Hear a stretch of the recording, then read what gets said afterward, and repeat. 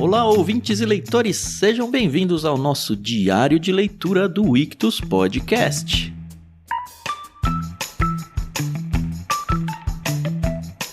Eu sou o Thiago André Monteiro, @vulgutan, estou aqui com a @somentecarol no Twitter e a gente vai conversar sobre o capítulo 5 do sensacional, maravilhoso, esplêndido e espetacular Dois Irmãos do Milton Ratum. Tudo bem, Carol? Oi, Dan, tudo bem? Nossa, quantos adjetivos, né? E todos positivos, né? Então, você concorda com eles, não? Concordo. Tá demais, tá muito bacana. Nossa, gente, se vocês ainda não chegaram nesse capítulo, para aqui o áudio, vai ler e depois você dá o play, porque hoje vai ter spoiler, viu? Hoje vai. Ah, spoiler. Impossível. A gente tá falando de tudo de cada capítulo, né? Como que não vai ter spoiler? Né? Como é que não tem spoiler, né? É verdade.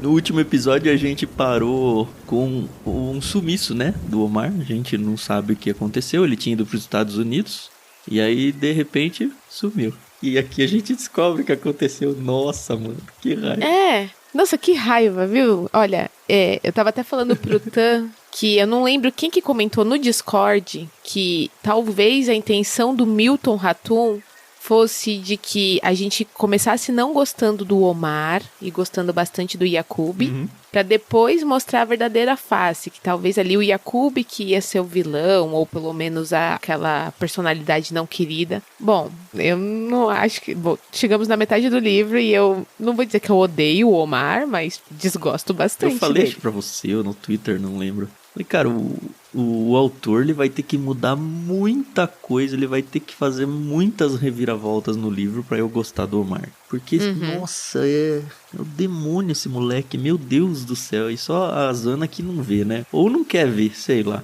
Pois é.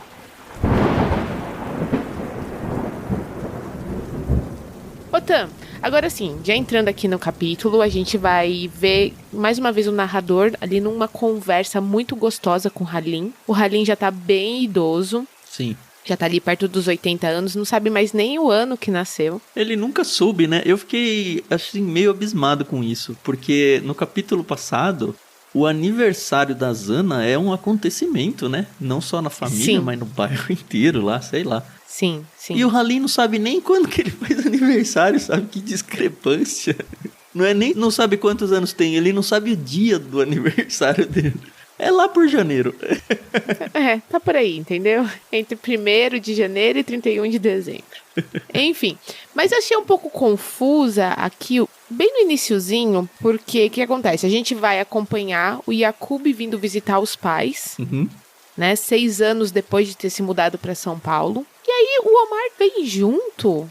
E aí um não quer ficar se encarando o outro, né? Então o pessoal da casa até evita que eles se cruzem e tal. Ah, mas depois que eu fiquei sabendo o que ele fez, nossa, se fosse Yakub já tinha dado no meio da cara dele já.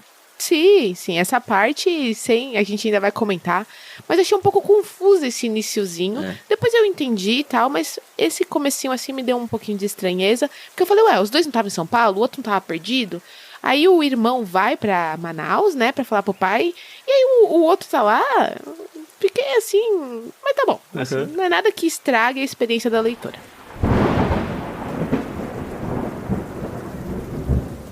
É interessante ver como o narrador tá sem nome até agora, né? Até agora. A gente só sabe o nome graças ao Wikipedia.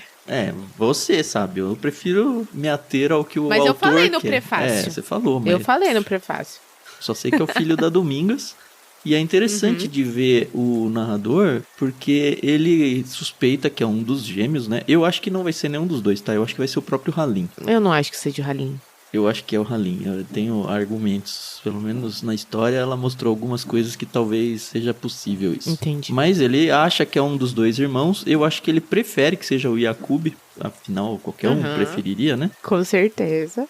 E ele recebe, é interessante ver até a reação do próprio Yakub, né? Quando o Yakub me viu no quintal de mãos dadas com Domingas, ficou sem jeito, eu não sabia quem abraçar primeiro. E aí ele vai abraçar a Domingas primeiro.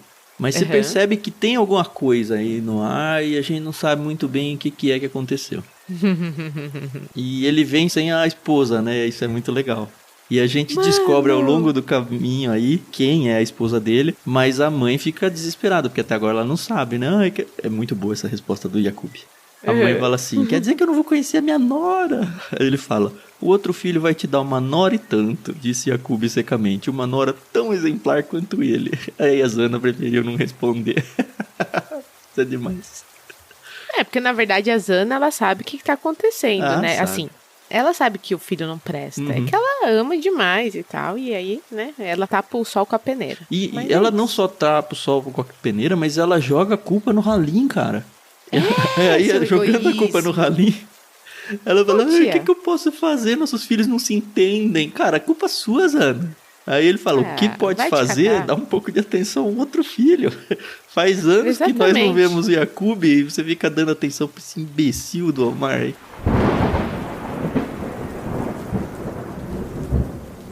E assim, todo o tempo em que o Yakub está em Manaus, aí rola aquela estranheza de novo da relação dele com a irmã, a Rania. Sim. Ele fica poucos dias em Manaus e ele sai bastante com o narrador, né? O filho da Domingas, que eu não vou falar o nome aqui em respeito a vocês. Eles fazem um passeio pela cidade bem interessante, né? E aí ele relembra os lugares que ele ia quando ele era pequeno com a Domingas. Que eles trecho até pegam gostoso um barco, de ler, né, Carol? Gostoso, né? Achei bacana. Memórias, assim, do Yakub, super carinho, assim, né? Exato, ele fica revendo as fotografias que tem na casa da mãe, né? E ele se observa bastante e tal. Mas aí tem ali um pedaço em que a Rania chega e aí ela senta no colo dele. E aí os dois vão pro quarto dela e ficam lá um tempão. Estranho. Aí o narrador ainda fala, né? Minha imaginação de adolescente foi longe. Porque realmente, assim, nem sei se vai ter uma explicação, né? Eu prefiro... Não sei se eu quero também uma resposta. Você percebe que, ao mesmo tempo que ele tá feliz de estar lá, pela memória de infância, ele sofre muito ainda pelo envio dele pro Líbano, né? O próprio narrador, ele diz que naqueles dias que passou em Manaus, eu notei que o humor dele oscilava muito. Seu entusiasmo para redescobrir certas pessoas, paisagens, cheiros e sabores era logo sufocado pela lembrança de uma ruptura.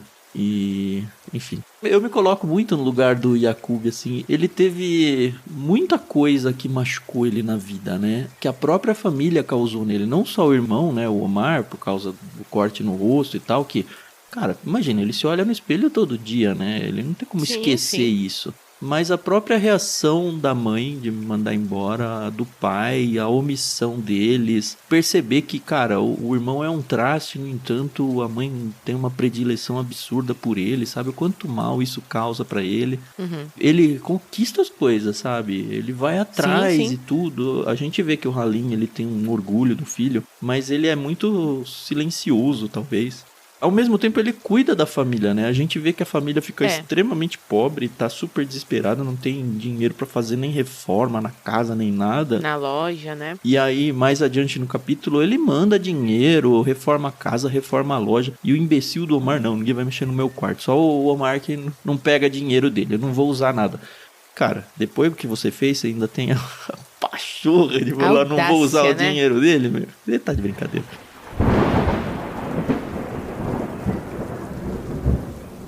E aí depois do que você fez, que a gente descobre, né, já do meio assim pro fim desse capítulo, porque o Yakub pede pra sair com o pai durante um jantar lá, e conta tudo o que aconteceu, e, poxa, os pais achavam realmente que o Omar tinha tomado, assim, um pouco de juízo, durante 6 meses acharam que ele tava estudando, que ele tava tendo uma vida meio que decente em São Paulo, e aí o Yakub rasga o verbo, né? E aí fala, né, que naquele feriado de 15 de novembro, que supostamente tinha sido o dia que o Omar sumiu, o Yakub tinha viajado com a esposa, que daqui a pouco a gente vai descobrir quem é. Esse fala é importante a gente só dizer quem são os personagens na cena, né? A gente fica sabendo que rolou uma conversa do Yakub com o pai, o Halim, mas quem tá contando pra gente é o narrador que sai num passeio também com o Halim. E aí o Halim conta pro narrador. Então quem tá contando pra gente é o narrador que ouviu da boca do Halim, que já tinha conversado com o Yakub, né? Sim, a gente não sabe aí o quanto é real e quanto não é, mas eu tendo não consigo duvidar, não. Acreditar em 100% da história que o Omar, ele, durante o feriado do 15 de novembro, ele vai até o apartamento do Yacub, porque o Yacub viajou com a esposa, e com certeza ali com gracejo com a empregada, ele consegue entrar no apartamento, consegue descobrir quem é a esposa. Quem é? Quem? É a Lívia! A Lívia! Muito me surpreende a Zana não ter percebido que a Lívia não mora mais por aqui. O que será que aconteceu, né? Né? Pois é. E o pior é que a Lívia tinha realmente saído de cena, né? A gente não deu tava bola. mais pensando nela. E aí eles estão casados, estão bem, né? Eles moram num apartamento bacana e tal. E o Omar vai até esse apartamento. Ele rouba o irmão. Ele rouba alguns dólares que o irmão tava juntando. Não, né? Uma cacetada. 800 e tantos dólares, quase $1.000. 850, que ele tinha juntado durante um ano, porque ele queria, enfim... dinheiro dele, ele faz o que ele quiser. Não só isso, né? Ele roubou dinheiro, escondido num livro de cálculo que tava, né? Roubou uma gravata de seda, roubou camisa, dinheiro, né? Que já falamos, e principalmente, nossa, essa parte, eles são gêmeos, né? Pegou o meu passaporte e viajou para os Estados Unidos fingindo que era eu. Meu Deus! Agora, Thiago, em 2023, o que você faz com 850 dólares nos Estados Unidos? Cara, ainda dá pra fazer alguma coisa, mas pensa nessa época aqui, a gente tá o quê? 1950 e pouco, né? Anos 50. Por aí. Sei lá, é o quê? Levar $8.000 pros Estados Unidos, alguma coisa por aí. Ele fez muita coisa, né? Ele ficou muito tempo nos Estados Unidos, mandava cartão postal pro irmão falando: você e a broaca da sua esposa tinham que estar aqui. Quem sabe aqui, se vocês ficassem loiros, vocês não ficariam ricos e tal. Mas pra mim, o que ele fez assim de pior...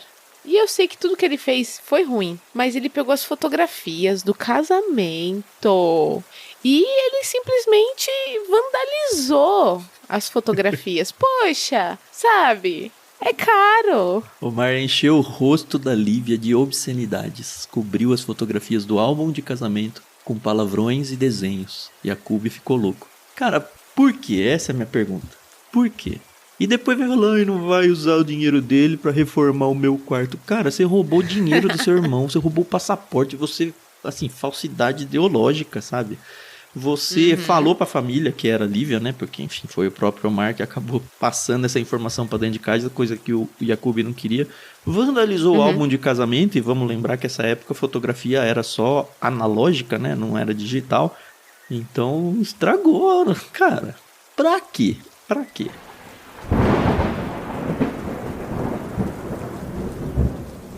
Não, e olha o desfecho dessa... Lembrando que é o Halim que tá contando pro narrador. E aí o Halim fala assim... Que deixou o Yacub terminar de falar, porque ele tava realmente possesso, ele precisava cuspir tudo que tava preso, né? Ele falou da cicatriz, ele falou da infância, ele falou de tudo. E aí o Halim fala assim... Sabes o que fiz depois dessas acusações? Ele parecia agitado, meio bêbado, sei lá. Sabes o que a gente deve fazer quando um filho, um parente ou um fulano qualquer estribucha por causa de dinheiro, sabes? Não, eu disse, quase sem perceber. Pois bem, deixei o Yacub terminar. Estava alterado, nunca tinha visto meu filho assim. Depois do desabafo, ele foi murchando, virou mururé fora d'água. Então eu disse, está bem, vou dar um jeito nisso. Pensou que eu ia sair atrás do irmão dele ou que eu ia contar tudo pra Zana. Me levantei, voltei para casa, enchi de orquídeas os vasos do quarto, armei a rede e gritei o nome de minha mulher. Filhos! Por Deus, eu tinha que esquecer todas essas porcarias. Os $820, o passaporte, a gravata, as camisas e a droga de Louisiana. Falei, mano... Não, continua. Zana entrou no quarto e me viu nu na rede. Me viu e entendeu. Declamei umas palavras do Abbas. Era a senha. Gente, sensacional, sensacional. Cheio de problema, né? Mas que se dane. Eu acho que o Halim, se for tomar alguma situação... Lembra, ele já pegou o Omar e já deu na cara dele e deixou ele preso 2 dias. Que não resolveu? Cara, não resolve, cara, não resolve. Eu tava vendo um videozinho, num short X aí na internet essa semana, de um pai que pega o filho sendo preso pela polícia, no momento que ele tá entrando no carro da viatura da polícia, e aí o moleque fala, ai pai, vai lá na delegacia. Ele fala, o quê?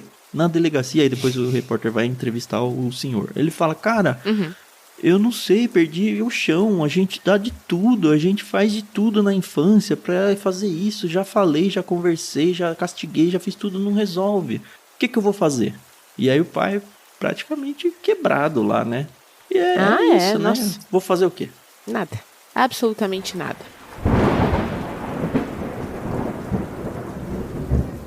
E aí a gente então vê que o Yakub volta para São Paulo e ele até se muda para um apartamento maior, ele começa num emprego novo, ele começa a ter uma vida muito bem sucedida.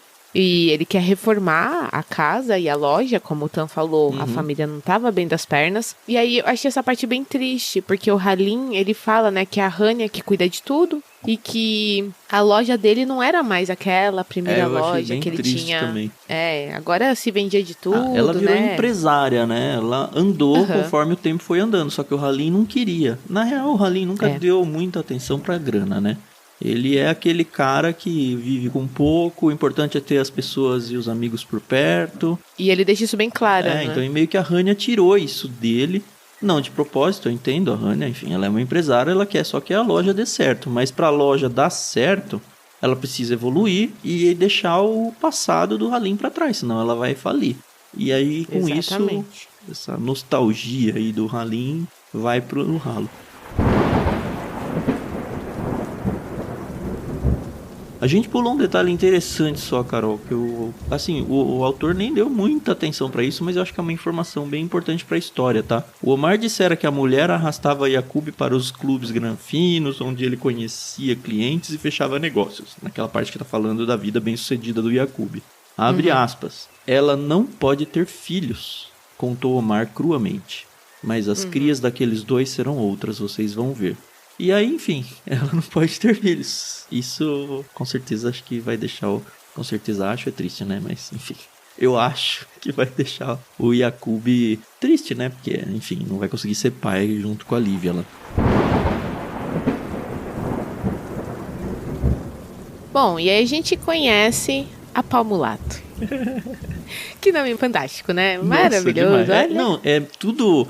manauara coisa, não só ela, o contexto, mas eu me deliciei muito ao longo do capítulo inteiro nesses dois grandes passeios, né, que são narrados, uma do Yakub com o narrador, outra do Halim com o narrador, como é diferente de São Paulo as coisas. Então eles pegam barco, sabe, coisa que não faz sentido pra gente, eles vão pras vilas, nas palafitas, então o rio, né, faz parte do dia a dia deles ali, cenário, né? É o cenário natural.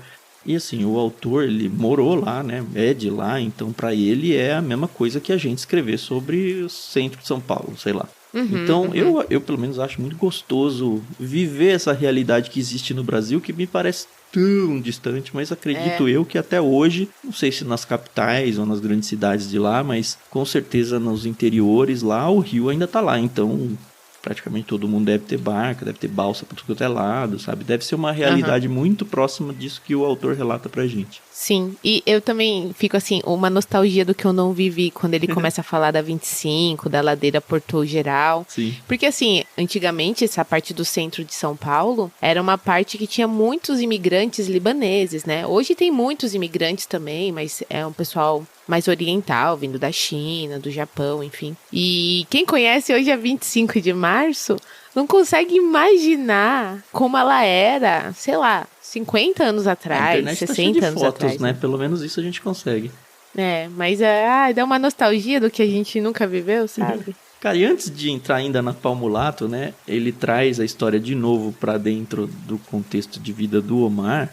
A gente vê que o Omar lá desprezou a reforma da casa e tal, não quis que mexessem no quarto dele, né? E a gente percebe, a gente já sabe faz tempo, né? Que, enfim, ele sai pras noitadas, se perfuma e não sei o que. Tá começando a usar drogas, usar lança-perfume e tal, né? Aí, olha só, cara, eu até escrevi na margem, né? Mano, sério, né? Mas é isso.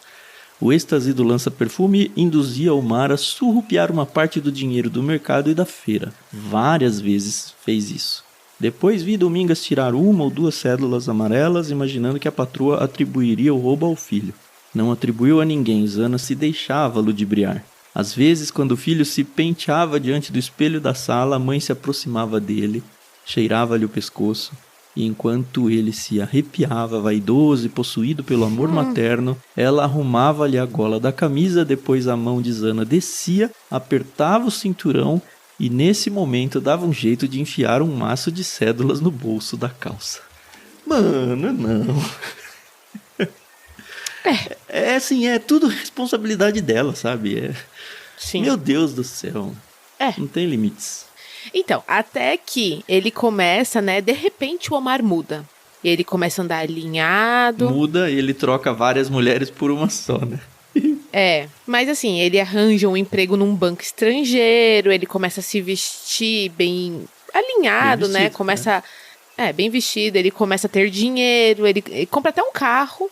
Só que, né, o pai desconfia. Um carraço, né? Um carrão, né? Não, mas o pai mesmo fala, isso é um ferro velho de metal. E aí a gente descobre que, na verdade, o Omar, ele se envolveu com contrabando. Contrabando, entendeu? E tá envolvido com a Pau Mulato. A Pau Mulato é o grande amor da vida dele nessa semana, né? Mas a mãe fica muito brava, porque ela... Tudo bem que o filho tenha várias mulheres, porque aí é tudo amorzinho chinfrim, né? Mas quando ele fica numa só, a Zana fica super enciumada e, cara, ela precisa ir atrás. E fala que não existe detetive melhor do que uma mãe enciumada, né? Tem uma... Não sei, fala alguma coisa por aí. Ainda não passei por isso, não sei. O que foi, Carol? Não, eu ainda não passei por essa fase, então ainda não me tornei essa detetive aí que toda mãe é. Depois você me conta, é verdade. Pergunta pra Renata. Não, a gente também não chegou lá. Enfim.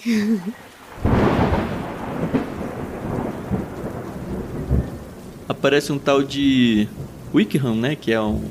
A gente descobre que é o comparsa do contrabando dele, né? Mas a princípio ele é apresentado como alguém do banco lá e tal. E... Enfim, a hora que ele apareceu e contou quem de fato ele era, né? Zana veio a descobrir um impostor, um senhor contrabandista. Eu botei na margem, né? Claro, tem que ser, né? Não dá pra ele se transformar num alguém sério, né? Sim. Bom, obviamente o emprego no banco era farsa também, não tinha emprego nenhum. E aí a gente, assim, tem uma cena meio detetivesca, assim, né? Onde tem essa busca por informações, você descobre que ele some... Achei que você ia curtir muito essa parte aí, né? Claro que não, né? Eu gosto dos detetives, mas aquela coisa mais clássica, entendeu? Aqui foi muito... A verossimilhança aqui foi misericórdia. Porque o que acontece? Pra quem não leu ou quem leu e não tá entendendo, a Zana contrata um detetive e esse detetive se passa por um bêbado e fica observando o Omar indo e vindo da casa da Pau Mulato. E assim, o Omar é um belo sem vergonha, porque ele vai pra casa dela, fica lá altas horas com ela, e depois ele vem com ela pra rua, pra dentro do carro deles, e eles continuam a festa ali, né? E cara... A céu aberto, o carro é conversível, né? E assim, o autor, ele gasta todo o seu poder de descrição na cena aqui, da cena de sexo dos dois, né? Olha... Deu muitas ideias aqui pro pessoal que tá indo pro vestibular. Mas não é questão de ser pudica. Exatamente. É questão de bom senso, Thiago. Pelo amor de Deus, entendeu? Enfim. Você tá falando do autor ou do Omar? Do Omar. Não, o autor, na sua eloquência aqui da narrativa, ele foi até muito poético, entendeu? Mas o Omar, né, de poesia, só tem a narração mesmo. Mas acontece que tudo que é proibido é mais gostoso, né? E aí, quando a Zana proíbe o Omar de ficar com a Pau Mulato, então ele fala, você não gosta dela? Pois é com ela que eu vou ficar. Arruma as coisas dele, sai fazendo um escândalo e some. Some pra ficar com a Pau Mulato. Inclusive, a gente vê que o Halim, ele meio que fala, até que enfim, né? Que vai embora e não volte nunca mais. Coitado do Halim, mano. Eu tenho até pena dele. Mas também é pai, né? É difícil, porque ele não é uma figura paterna, amorosa e tal, né? Mas vamos combinar que o filho também não colabora. Tanto que ele fala, é o filho da Zana, né? O filho da Zana que vai, que bebe, que faz o estrago e volta. E quando ele fala do Yakuba, ele fala, meu filho. Então você realmente vê aí que ele não gosta muito dos filhos, mas ele tem predileção pelo Yakub, né? E aí a Zana fica desesperada começa aí uma saga atrás do filho, de tentar encontrar, vai atrás de tudo quanto é lado, procura o carro pela cidade, não acha, bota Domingas pra procurar junto, acho que até o narrador entra na dança aí pra ficar procurando, procura por muitos e muitos dias. Sim, e é muito interessante que a Domingas vê a Zana se afundando ali em desespero, né? E tem aqui um detalhezinho que é muito, acho que comum, a origem da Domingas, né? Indígena e tal. Essa miscigenação de religiões. A gente sabe que a Zana, provavelmente católica, né? Mas pelo menos cristã e beata dentro do contexto dela e tal. A Domingas vem e fala, posso preparar um olho de boto? A senhora pendura o olho no pescoço e aí o caçula vem beijar a senhora, com muito amor. Nossa. Me lembrei muito do Macunaíma, porque também é uma realidade que a gente não vive aqui como cristão no Sudeste. Mas quanto que tem dessas mandingas e dessas religiosidades diferentes aí, Brasil afora, né? A gente não pode desprezar que o Brasil foi construído por cultura europeia, cultura africana e cultura indígena. E tudo isso misturado num caldeirão e os anos e séculos aí passando. Então tem coisas para todos os gostos no Brasil. É verdade, né? E é isso, né? E como essa história está sendo narrada através da conversa que o narrador está tendo com o Halim, a gente vê muito a visão do Halim. Que enquanto a Zana está desesperada, bota a filha até para fazer promessa e acender vela, e a gente vê a Domingas aí fazendo simpatias, enfim, o Halim fica, dessa vez o meu amor amornou de vez. Acabou o relacionamento, eles eram super afogueados, muito mais ele por ela do que o contrário, né? Ela era super intensa na cama, mas você percebe que é o Halim que procura ela, né? Ela, pelo menos até agora, eu não vi ela indo atrás do Halim. Mas esfriou, agora ela não tem mais o grande amor da vida dela, que é o Omar, né? Sim. Então, nosso namoro amornou de vez, murmurou o Halim, trançando uns fios de tucum com os dedos. Então começou o jejum das nossas brincadeiras, quer dizer, o jejum da vida. Tudo por causa dessa história com a pau mulato. E aí termina o capítulo, né, que, enfim, ninguém acha. Aí ele fala, não, chega. Nos dias e meses de ausência, Nos dias e meses de ausência de Omar, ele começou a embiocar, voar baixinho, zonzo, de dor e carente, e agiu. A gente percebe que o Halim, como você falou no começo, né, ele tá envelhecido, bastante envelhecido. E eu acho que ele tá bem perto de morrer, né? Pelo menos o autor deu essa dica aí pra gente. Sim. E aí ele fala, vou trazer o Omar pra casa. Ou ele volta ou some de vez com aquela mulher. Termina com esse desafio no ar. Tum, tum, tum.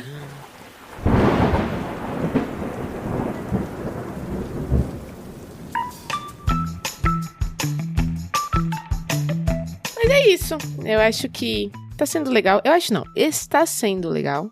E acho que é muito mais legal você ler do que só ficar ouvindo a gente aqui, dando as nossas impressões. Ah, não tenho dúvida. A gente só dá uma palhinha, né?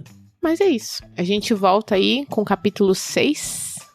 São 12 capítulos ao todo, né? Então, capítulo 6 é a metade. Eu tava me perguntando isso. A gente passou um pouquinho da metade do livro agora, né? Isso. Tá na página 150, o livro tem 250 e poucas. O seu, né? A sua edição é diferente, né? É verdade. A minha edição tem 198 páginas e a gente chegou na 112. É a minha edição antiga. Falei pra vocês no prefácio que esse livro tá na minha biblioteca há muitos anos, esperando a vez dele. Eu tô curioso pra ver a HQ, depois que terminar a história eu vou ler, porque tem bastante conteúdo aqui pra transformar uma HQ numa coisa bem legal, né? Ai, que legal. Mas uma coisa de cada vez. Isso aí. Tá bom, a gente volta no próximo episódio de Diário de Leitura com o capítulo 6. Espero que vocês estejam gostando do livro. Se vocês conhecem alguém que vai prestar vestibular aí nos próximos anos, a partir de 2024, esse livro entra na lista de leitura obrigatória da FUVEST. Então, todos os vestibulandos da FUVEST vão ter que lidar de alguma forma com esse livro, seja lendo, seja conhecendo resumos. E com certeza esse podcast é, assim, uma mão na roda, vale ouro para qualquer um desses vestibulandos. Então, se você conhece famílias, pessoas que estão aí nessa luta aí pelo vestibular, não esquece de apresentar para eles o Ictus Podcast e falar, olha, pelo menos o prefácio aí, o diário de leitura e o epílogo do Dois Irmãos, você pode aproveitar porque você vai estar estudando, né? Além de se divertir com o livro, de ganhar cultura lendo o livro, você também está estudando para sua prova quando chegar o dia. Então a gente está aí para somar. Se você quiser participar do nosso Discord, a gente organiza leituras coletivas por lá, inclusive essa tá rolando agora por lá também. A gravação dos podcasts são sempre por lá, então faça parte, é de graça, né? bit.ly/leitura coletiva. A gente quer ter cada vez mais pessoas engajadas e comprometidas com leituras lá junto com a gente. Sempre um prazer estar com você aí, Carol. Obrigado, ouvintes, pelos ouvidos e até o próximo. Tchau, tchau. Isso aí, pessoal. Muito obrigada pela paciência, pela audiência. A gente se ouve no próximo episódio. Até mais.